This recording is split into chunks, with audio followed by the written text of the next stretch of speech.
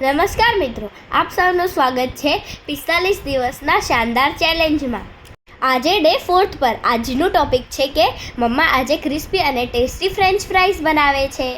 મમ્મા French fries તળતા હતા ને તેલ ઉડ્યું તો હું ડરીને ભાગી ગઈ. તેલ તો બહુ ગરમ હતું યાર. ખરેખર મજા તો આવી પણ થોડી બીક પણ લાગી.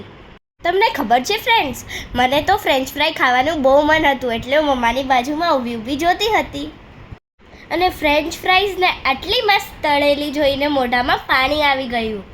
હવે તો મમ્માએ ફ્રેન્ચ ફ્રાઈ તળીને બહાર કાઢી લીધી છે. જોઈને તો બહુ મન થતું હતું ખાવાનું, તો મેં ટેસ્ટ કરીને જોઈ તો બહુ જ યમ્મી અને ટેસ્ટી હતી. વાવ! હવે તો સ્પેશિયલ પેરી પેરી મસાલાવાળી ફ્રેન્ચ ફ્રાઈઝ ખાવા મળશે. વાવ! જોવાથી તો કેટલી ટેસ્ટી લાગે છે.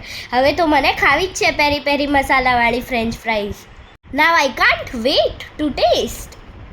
વાવ! હવે તો ફ્રેન્ચ ફ્રાઈઝ તળીને રેડી થઈ ગઈ છે. I am very excited now. I want to taste it. હવે તો મજા આવી રહી છે.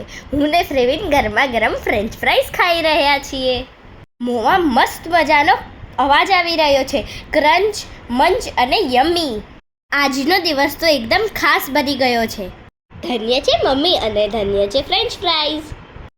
ખાધું પીધું અને મોજ કરી. હવે પાછા 45 દિવસના 5મા વ્લોગમાં મળશું નવા ટોપિક સાથે અને ધમાકેદાર નવા વ્લોગ સાથે. જય શ્રી કૃષ્ણ. Thank you.